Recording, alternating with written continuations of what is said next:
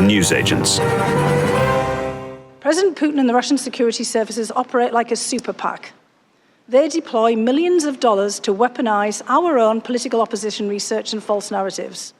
When we are consumed by partisan rancor, we cannot combat these external forces as they seek to divide us against each other, degrade our institutions, and destroy the faith of the American people in our democracy. Addressing the United States Congress in an impeachment inquiry, no less, that was one of the most powerful British people of the 21st century, Fiona Hill. Someone you probably haven't heard of, partly because she isn't just British. She didn't find her power or her career or her fame, such as it is, in Britain, but in America. Fiona Hill is a County Durham girl who, through grit, tenacity and sheer intelligence, overcame a dirt-poor background, the daughter of a miner, to advise not just one, not just two, but three presidents of the United States on foreign policy and in particular Russia via America's National Security Council. She's a long history of speaking truth to power to those who don't want to hear it. She went on to attract the ire of course, President Trump, who said that she'd never have got anywhere without him or that accent. The truth is, as you're about to hear, the reason she was in America in the first place is because of that accent. She's just published a memoir, There's Nothing For You Here, at this time of international chaos, of an America which feels inside and out on the edge. There could be no better time to talk to this woman with a unique perch on American power, British decline, and how, in the end, all roads lead back to Vladimir Putin. How in the mud of Ukraine, the sands of Gaza and Israel, the marble of Washington's hallowed halls, does the world get out of the mess we're in? It's Lewis here. Welcome to the Newsagents. So we're joined now by Fiona Hill, who has served no fewer than 3 US presidents, but she's a British girl and has occupied this kind of, I suppose, she's sort of had her foot in both camps for so many years, Fiona, which is kind of unusual. Right, I suppose. It's very unusual, and I mean even more unusual. I'm from the north of England, so the foot is in some strange camps. yeah, quite so. And you've just published a book, sort of memoir. There's Nothing For You Here. I mean, how do you feel about writing a memoir? I mean, it's the sort of thing that sort of one does in the sort of looking back at your august years. It actually wasn't really what I intended, because I kind of hope I've got a few years left. Quite. I usually think of memoirs as people have just retired and they're putting together all their diaries and appointments and things, settling scores, exactly. But I had been wanting to write a book for quite some time, tracing the kind of arc of deindustrialisation from the 1980s in places like the north of England and the UK writ large, the United States and Russia, which I'd been doing a lot of work on for many years, and the rise of populism. And then, by weird chances of fate, I ended up living through probably the greatest populist explosion. So you wanted to write on those themes before the kind of Trump phenomenon, before Brexit? I'd been thinking about it because I've been looking at it in the Russian context, because I think Vladimir Putin could arguably be one of the first populist presidents in Europe. And you think that's linked to deindustrialisation? It is in the Russia case, yes. So this is the kind of work that I'd been doing, professionally for many years. Thinking about the sort of themes of the book then, I mean, it's called There's Nothing For You Here. And that is about your father, right? Sort of saying your parents saying that to you. That's part of, the story, because growing up I was born in 65, so if everybody kind of does the math, I'm sort of growing up or coming of age into the 1970s at a period where you've already got this industrial decline. And you have to remember that the northeast of England is pretty much dominated by nationalised industries. Mm-hmm. All of the commanding heights economy nationalised after World War II across Britain, but they're really concentrated in the north of England. The shipyards, the steelworks, the British Rail and all the coal mines. So the coal mines have already been in decline since the 60s. And my dad was a miner, and he'd lost his job over and over again. Eventually he gets a job in the local hospital, thank you NHS, as a hospital porter. My mum was a midwife. But basically, if I was going to go on to college or to university, and especially as I'd already decided at some point along the line that I wanted to study Russian and, look for a job in international affairs, it wasn't going to be very likely that it was going to be in the northeast. But there was also a very significant youth unemployment crisis by the time I'm finishing up school, early 1980s. Because, 1981 onwards, you have the mass privatisation under Margaret Thatcher. You've got the closing down of all the steelworks, the loss of the coal mines, you're going into the miners' strike, the shipyards are closing, and, at different points, 50% unemployment in my hometown, certainly in the area, the whole place is falling off a cliff. And those guaranteed jobs that particularly boys had, thinking about following in their father's footsteps, as my dad had for his father, his grandfather, all of his uncles, and all the rest of his relatives down the coal mine or to the wagon works or something like this, they'd all disappeared. And 90% of school leavers back in that early part of the 1980s didn't have anything immediately to go on to. And then I was in the 10% who had the chance to basically go to university. My dad says, well, look, there's nothing for you here, pet. If you go off, to get a college degree, go up to university, or even any kind of training, a vocational job or training, you're just not going to get a job here. And you applied to go to Oxford University. I did. And you had a pretty sort of unpleasant experience, didn't you? It was more embarrassing, I think, than really anything else. It's the Billy Elliot, moment. Yeah. And Billy Elliot was also, as people will recall, set up in the northeast of England in one of the close-by mining towns to where I grew up. A young man who wants to go off to be a ballerina. It's kind of pretty unlikely. I'd been persuaded by my school teachers because our comprehensive school had never sent anyone to Oxbridge before, so they had absolutely no preparation, to give it a try with the entrance exam. Well, it was utterly mortifying because there's all kinds of questions on the entrance exam. I had even no idea what they meant. I was asked, I think, to talk about Schopenhauer's theory of the will, and I thought, Schopenhauer, is he a composer? I thought, well, he's a German name. No, maybe he's a philosopher. So I rabbited on a bit about some essay, and obviously I failed completely. And I end up with a group of girls, because this is a girls' interview, and they're just making fun of my accent. Again, it's like that image in Billy Elliot. They're laughing at my clothes, which were actually fairly laughable. My mum had made me an outfit. But that says a lot about class attitudes at that time. It does, and, very much so. I'm from a background which is reasonably similar to yours, and I wonder whether you think class attitudes have changed that much, or morphed, or substantially improved since then? It's a little bit of all of those, I think. In some respects, obviously, the nature of work has changed.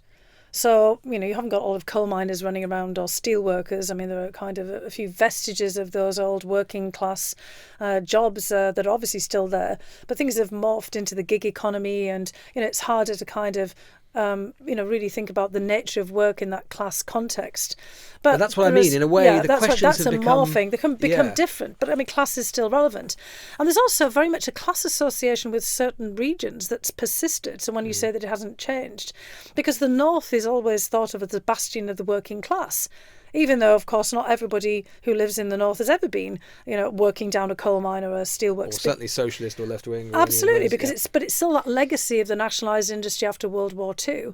And then in many respects, there's also been a great effort, particularly here in London and in the South, to really mix things up and to give people more opportunities. So now there's more, I would say, place-based discrimination. It is still very difficult to be from the North and to get the kinds of jobs, that people might take more for granted down in the South, because there's physical aspects to this social mobility. But I'm also interested in your reflections on the differences between the American class system and the British class system, because you've obviously seen both very much up close. And I was very struck when I think you told the House Intelligence Committee that you said, I'm an American by choice. This country has offered me opportunities I never would have had in England. What did you mean by that? Well, that, basically you arrive in America and, let's be fair, being white and then also British, which is sort of fairly generic Britishness. You leap immediately up the class system, because class is very much intermingled with race in the United States. I don't think I'd really realised that before I got there, and it was immediately in evidence almost within the first couple of weeks when I got to Harvard, which I actually had a very different image of than what it turned out to be initially. You're given immediately a pass into another world. Also, with any kind of generic British accent, most people can't tell where you're from. So immediately it's like, oh my goodness, a British accent. And Trump even said about you that I think he said you only got where you got, no one would listen to you, right? Exactly, well, I didn't have an accent, which is so ironic. So it's kind of like a flip. It was like going through the looking glass, in Alice in Wonderland, just being in kind of a somewhat reverse situation. But as soon as I got to Harvard, and I just, I was really struck by, there was this massive social change still going on in the United States. And Harvard being in Boston, Boston had just been trying to integrate the public schools for a long period before I got there, and it was just ending, where they were, trying to basically desegregate all the public schools in Boston itself. But what happened, we were getting white Bostonians fleeing to the suburbs, and the schools flipped from being white to black. And I was just trying to figure this out, didn't quite understand what was going on here. And there were very few black students at Harvard. And I noticed right away that there was so much discrimination against them. There was a black student in my year in my course. There were others that I met in the Harvard dorms, and it was immediately a wide-eyed opening to the implications of race and class in America that took some unravelling over time, and they're still very persistent. Did it ever make you feel uncomfortable that, in a sense, that you had gone through the looking glass, that you had ascended without doing anything, without changing? You were just the same person, but because you sort of moved societies and because the class structure was different, that it made you sort of feel, oh God, suddenly I'm on the other side. It did, but having been attuned to it in the UK context, I was more attuned to it, I think, than some of my American friends would be. And I immediately saw a lot of the same structural barriers that we've had here in the UK or elsewhere on the basis of class. But I said there's this sort of double barrier of race, and it was complex as well, because there's also a place-based discrimination within the United States as well. If you're from the South, Alabama and Arkansas, there's already sort of attitudes about the South. And what struck me the most was really this persistence of these historical divides in the US. I thought the civil rights movement had gone through. You have the Voting Rights Act. All of this by the 1980s you would think was all in the past, but it absolutely wasn't. And even though you were having desegregation, you still had these attitudes really embedded in the geographies of the United States that go back to the Civil War. But do you think that you would have achieved an equivalent position, say if you'd stayed in the UK, that you'd have ended up advising, as part of the sort of national security apparatus in this country, British prime ministers? Do you think you would have done? No, I don't actually. Or if I had, it would have been extraordinarily difficult. I mean, ironically now, many, many years on, I'm 58, I get that access that I got in a much earlier period when I was in the United States. I think, again, in the United States, like we said, I got vaulted into a different position. I saw a much harder time from friends and colleagues who were from, minority ethnic and racial backgrounds. And I immediately got kind of pushed ahead, and the British accent, even a Northern British accent, really helped, because people would stop and listen. But in terms of opportunity, though, here was another aspect of this. I mean, I benefited immensely, as many people did, in the 1970s and 1980s from a free school education and a free university education.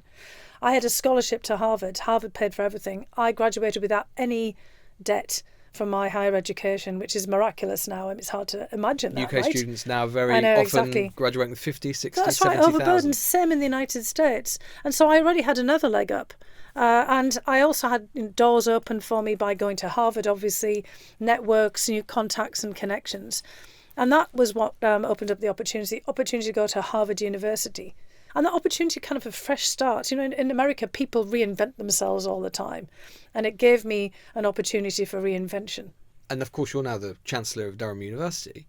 Do you worry sometimes when you hear, say, we've got a sort of thing that's been going on in the country for a while now from senior ministers, where we even heard it in the King's speech today, from ministers, and they talk about the idea of, horrible phrase, Mickey Mouse degrees. They talk about wanting to reduce the number of kids going to university.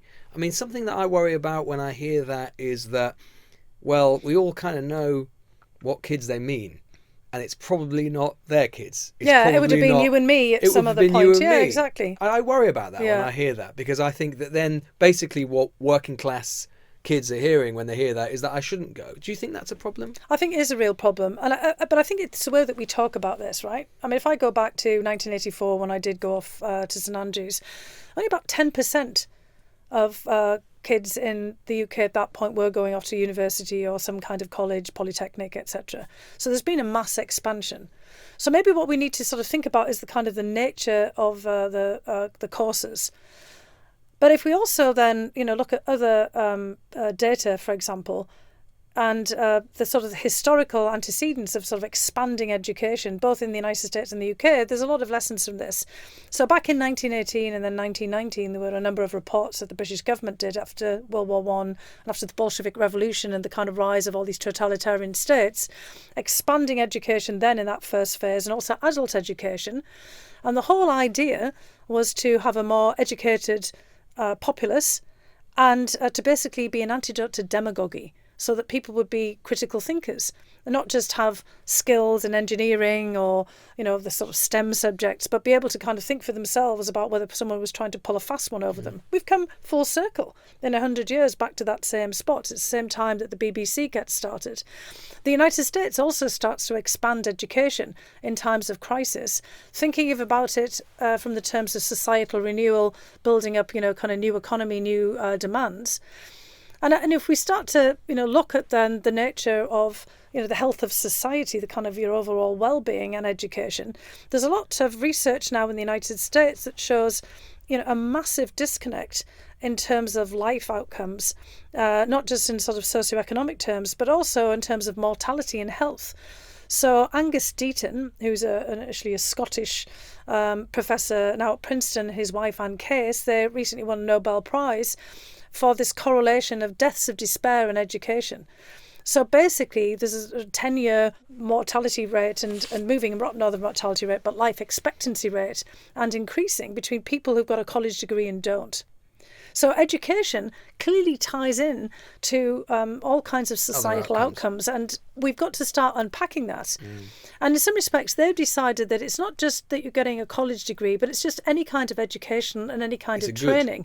So we've got to start thinking about the broader benefit, not just the individual benefit, but also if we really want to move forward into a world that's more complex, where people need constantly training, how about thinking about having people have practical work experience, have different access to education, lifelong learning, for example, further education colleges. The United Kingdom has been a pioneer on adult education, for example. It's not just the universities and the higher education, but how do we all get these entry points at different milestones along our personal lives and careers for opportunities to learn? So rather than just one size fits all for going into university, how do we really think about this in the day and age that we live? Okay, well, we should get on to international affairs, shouldn't we? So after the break, we'll be doing just that. Stay with us.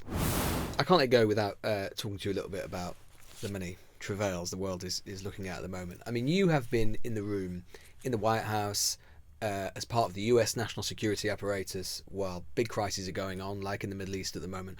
What do you think the White House will be thinking and trying to achieve, people like Tony Blinken, the president, in terms of the current situation in Gaza and Israel? Because many people look at it and from the outside who aren't familiar with it, sometimes they can't understand why America hugs Israel so closely as it does. Just explain what they will be thinking at the moment. Well, look, it's not just about Israel. You'll have noticed, and it's of course been very well reported in the press, that President Biden's been making a linkage between Ukraine and Israel. I mean, he's basically saying that here we are in an international situation where two critical states have become under attack. And certainly as the discourse has gone on here, people have forgotten that what precipitated all of the current crisis in Gaza was an attack by Hamas on Israel on October 7th. That was the largest casualties in Israeli history since 50 years ago and the 1973 war, and also the largest killing of Jews since the Holocaust. I mean, that should be giving people a pause for thought. The Ukrainians were very quick to make the link between the Hamas attack and Ukraine getting attacked by Russia. And of course, we've got a very different framing of everything now as to where this is. But what Biden and the administration are trying to do is to say, look, we now have a major two-front crisis. But some of the roots of this crisis happen to be the same in the way that everyone is looking at the present and the future of international affairs. And part of the through line here are actually Russia and Iran. You've seen the Russians really shift their position on Israel. Putin never made anti-Semitic remarks before. He was also hugging Israel close because he saw Russia having a vested interest in Israel and in the Russian-speaking Jews that from the Soviet Union who had moved there. Exactly. And he was actually also in favour of Israel making, diplomatic breakthrough with Saudi Arabia, not just with the other Arab countries in the Abraham Accords, because Russia saw that as beneficial in terms of more trade opportunities and more tapping into it. Just to explain to people, the Abraham Accords are the process of diplomatic normalisation between Israel and some of its Arab neighbours, which actually started under President Trump. Exactly. And, it might have sounded counterintuitive, but the Russians were very supportive of all of this because a lot of Russia's trade since the sanctions and rift with Europe has actually moved to the Middle East. But what's been an important shift here is Russia throwing its lot in with Iran.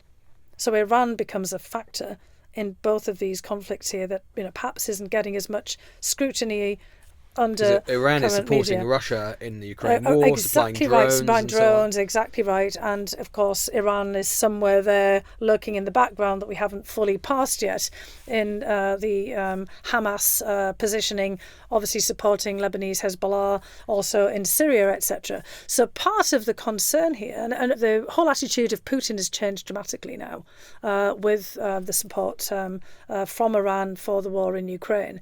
And what we're starting to see here is Russia, for the most part, but also China, now trying to play a broader global card of anti-Americanism, the global South versus the global North, the US and the West versus the rest.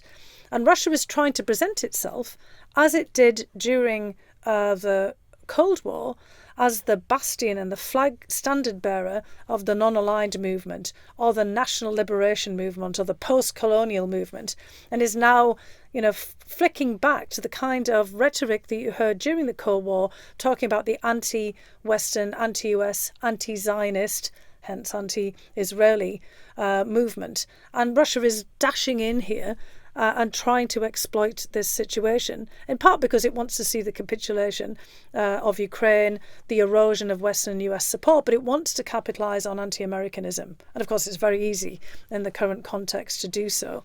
So the Biden administration are trying to thread a very difficult needle here.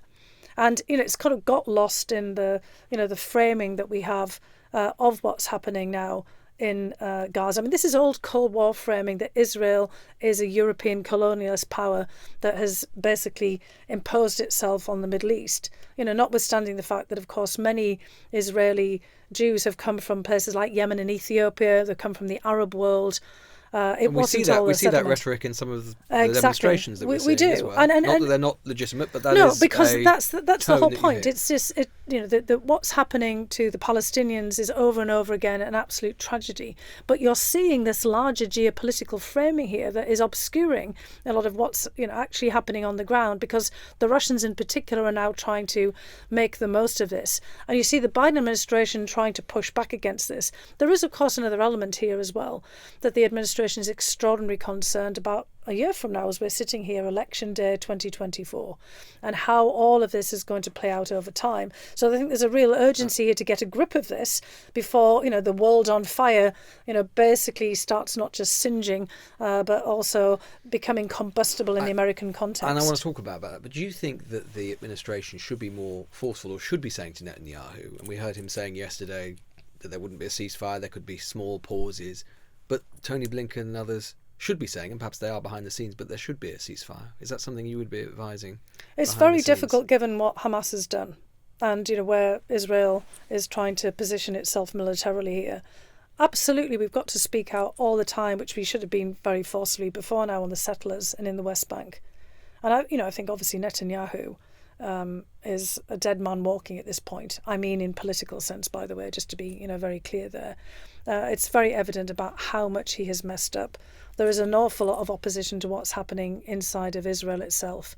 We've got some pretty good analysis coming out about the state of affairs in Israel that kind of led up into all of this. Do you think American administrations, of which you were a part, were perhaps too sanguine about settlements and about the fact that any prospect of a two-state solution simply just completely went out of reach under Netanyahu, and you had a situation where Gaza just became a powder keg, just waiting to go Well, absolutely. off? Look, there were so many warnings about this. I mean, this wasn't my area, but, similarly, on issues related to Ukraine and many other issues, we just lost the ball and thought that because things weren't happening and because the week before all this happened, there were a number of statements saying the Middle East looks really quiet. From and Jake yet, Sullivan, the yeah, National but there was Security all Advisor, alarms going off. I mean, I had many colleagues at the Brookings Institution where I work who were warning very clearly in those weeks leading up that there was about to be an explosion. Do you think the Biden administration took its eye off the ball on this one? I think everybody took their eye off the ball, honestly. I mean, were people talking about it here? No. Were people, talking about it in France or, in other countries where they're interested? Absolutely. I think this is our problem. We have a very short-term attention span. And we become very insular. We do become very insular, and we don't always see what's happening. I mean, the Arab states weren't particularly focused on this either. And Palestine was always an afterthought. The Palestinians are always an afterthought for most of the Arab countries. And in the case of the Saudi case, they were also busily trying to work out their relationships with Israel and thinking that then they would deal with the issue of Palestinians down the line. How worried are you about potential Trump restoration? I mean, you've worked with him, you work for him. And how worried are you about it in two areas? One, it's clear, right, that Putin is simply waiting down the clock, hoping for a change of administration, no support further to Ukraine, and then he can force them to capitulate. But also in terms of American democracy as well. How worried are you about it? I'm very worried, and I think everybody listening to this should be worried as well. And if they know an American, they should, basically get hold of them and give them a good shake and tell them, look, wake up to what's happening here. I'm sure because people have been somewhat obsessed here with the whole COVID inquiry, but I'm sure they've also been watching the various trials of Donald Trump, going on in so many different venues in the United States. I mean, there are 91 criminal cases against him now, plus with 2 impeachments later, and the effect of all this is completely contrary to what one might rationally expect, which is instead of people thinking twice about whether they would like to see Trump as the candidate for the Republican Party, they're basically seeing the sheer number of these, not as evidence of the man is a criminal and has done things wrong, but more that he's being politically prosecuted. And polling, certainly among Republicans, but also among independents, and even among quite a number of Democrats saying, God, this has all got to be political, because it's just the sheer number of cases against him. So, in fact, it seems to be strengthening him rather than weakening him. Do you think Putin and his regime will try and interfere with the election next year to try and reinstall Trump? Because the first Trump administration worked out pretty well for them in different regards. Yeah, in many respects, I mean, one could say they don't really have to do very much, but they certainly can fan the flames.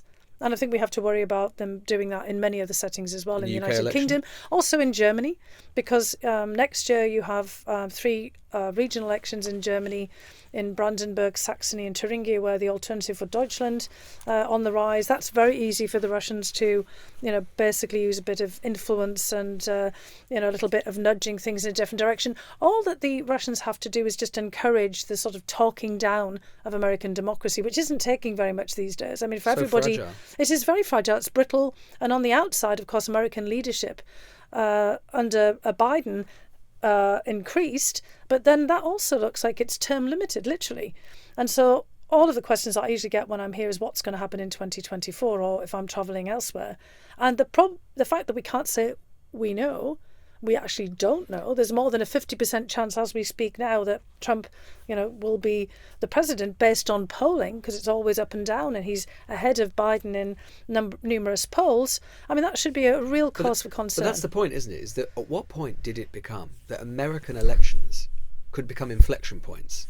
Not only domestically in terms of the future of American democracy, but also for the wider international world and security, right? I mean, there was a time when, irrespective of being a Democrat or a Republican, foreign policy would remain broadly stable. We knew what we could expect. And what should we be doing in Europe to prepare for the possibility of a Trump presidency? Well, we absolutely should be. And look, I mean, that means that the United Kingdom has to do outreach to, notwithstanding Brexit and, some strained relationships with the European Union. The UK is still a pivotal country within NATO, but also should be building up its bilateral relationships with the major European powers. Should we be looking at some sort of European style security force or response? I mean, Macron's talks about strategic autonomy for the EU, but wider Europe as well. I mean, in a world where we can't rely on the US anymore, is that something we should be thinking about? Yes, I mean, look, everybody should think like Finland. Finland always got a bad rap during the Cold War when people were thinking about Finlandisation of how, but it actually didn't. The Finns have their whole border with Russia basically mined. They never signed on to the landmine treaty. People don't even think about that. They had 280,000 reserves that they could pull up, with everybody from the president on down knowing where they had to show up if they were called up. We should be thinking like Finns, which was basically prepare for the worst, hope for the best, obviously, but be thinking really clearly about your security. And it also gets back to your domestic resilience. This is another thing. The Finns were always very careful about the health of their own democratic institutions, and that goes for the United Kingdom. It goes for most of the European countries as well. I have 2 more questions. One is just about Trump. You've been in the room with him and talked to him and briefed him.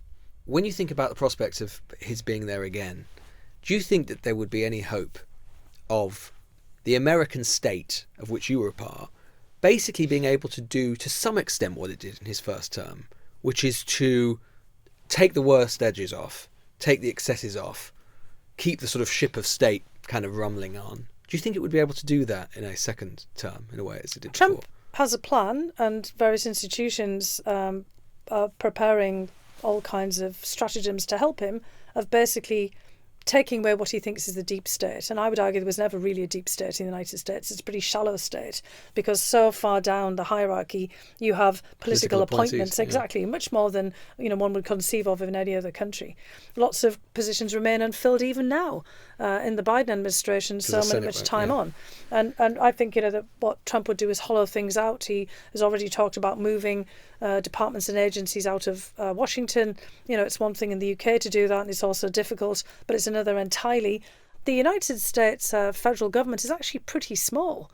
I think what would happen is you'd have much more of a reversion to the actual states, to the Massachusetts, the Texas, the Florida. You're already having something of an unravelling of the United States at this particular point too. You don't have the same rights and protections across states.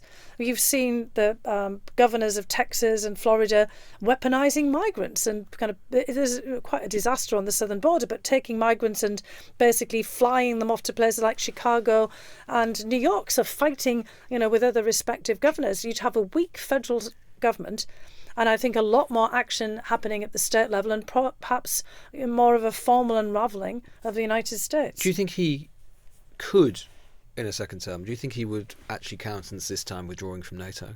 Some people have hinted at it. Trump's view about NATO is it's more like, some kind of condominium arrangement. If people are not paying their dues, paying their rents, and they're not paying up for the upkeep and the security services, then why, should there be an Article 5? He was always talking about leveraging it. So rather than, maybe even directly pulling out in the first term, it was all about how you might blow it up by talking down the critical elements of NATO. He's not a big fan. He thinks that NATO is a rip-off for the United States, which gets back to the question that you asked about should, the UK and Europeans be stepping up? Absolutely. And I think, different ways of, trying to bolster NATO. There is actually now a prohibition, however, written into various statutes at the Congressional and Senate level, trying to stop the president from just unilaterally pulling out of NATO. Can you dissuade him from things? I assume he's basically like in private what he's like in public. He's completely the same. There's no difference. It's really about how it affects him. So people sometimes ask, well, what about Ukraine? Will he just hand it over immediately? Well, he will if he thinks Ukraine looks like a losing proposition. But he won't necessarily hand anything to Putin if Putin looks like a losing proposition.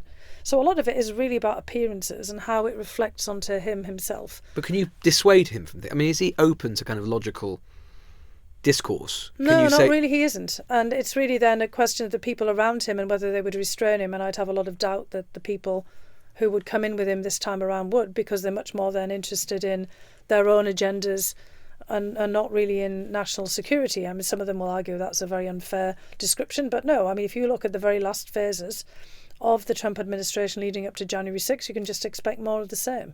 Can we assume that Putin is he waiting out the clock? Of course he's he just is. getting into next November. Of course he is. And that's all. That's the only strategic aim in Ukraine now. He's just waiting and hoping. Which is why we shouldn't be waiting out the clock. I mean, nobody wants to be a warmonger. Nobody wants to kind of keep this all going to the last Ukrainian. But we should be thinking very seriously about broader security. If the UK cares about his national security, it should speak out about that. And do you think Putin's personal future, in a way, also hinges on the American election? Because if Trump wins and he can see a path, and the people around him in the Kremlin can see a path to victory or some form of victory in Ukraine, then he stays. But maybe if Biden's re-elected or a Democrat is elected and there isn't that obvious path, what happens to him, do you think? You see, Putin is also obsessed about the United States. So, yes, I mean, I think in so far as you've laid it out like that, yes, there's a good way of looking at that Putin himself would be more discomforted, and it would be more difficult for him if he gets Biden re-elected and you get, more stability in the United States. So in a way, but if you also get pushback from other European countries, not these, the Slovakian elections that seem to be going in a direction of pandering to Putin, or Hungary, if you basically get more European solidarity as well, and I'm not, again, talking about the EU, I'm talking about European countries, basically saying that Putin is a menace to their national security. He's a menace to UK national security. Litvinenko, Skripal, all kinds of behaviours and interventions here. Same in Germany, assassinations in the Tiergarten in Berlin. Many countries have woken up to this now. So you also have to take action. Don't let everything hinge on November 2024 in the US election. But although notwithstanding that, it's hard to imagine a more important election then, in the sense that American democracy itself, European security, perhaps Putin's future, in some way or other on the line as a result of the outcome. Yeah, which is why we should all be very worried and actually trying to think ahead and think of things that we can do. And finally, I mean, what's Britain's role in all this? I mean, you've got this sort of unique perch, really, of being able to sort of see Britain from within and from without, and Britain's place on the world now. I mean, how does Britain look on the world stage? I mean, it's not in terms of the arguments around the Middle East, some lesser extent around Putin and Russia and Ukraine, I suppose. I mean, how loud is Britain's voice now, do you think? Kind of come out of a bit of a rough period in terms of rapid changes of Prime Minister. Do people in Washington care about what Rishi Sunak thinks or says? He's seen as a steady pair of hands, very much a Treasury kind of central banker to some normality. Focus, but a total and he's seen as a very steady and maybe a bit staid, but very positive. What I hear about him, and also in Europe, by the way, I think one of the biggest questions is, can the UK get its act together at large?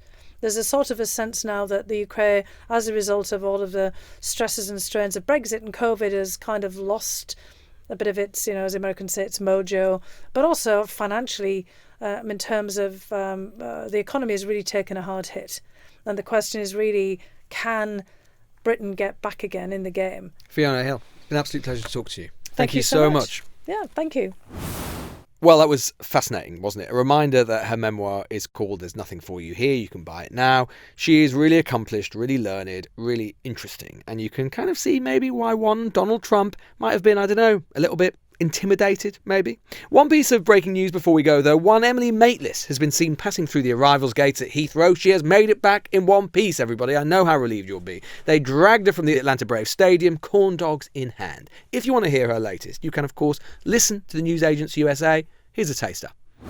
You don't want to be following someone who's more or less, an excuse of a man. You want to follow someone who doesn't give two craps about what this guy's going to think, that guy's going to think, but someone who more or less has the balls enough to say whatever. When you think about Trump, how many presidents have shaken hands with Putin?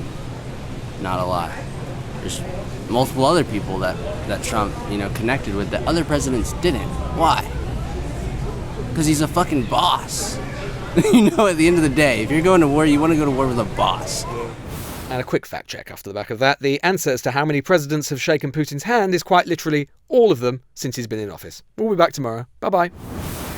The News Agents. This is a Global Player original podcast.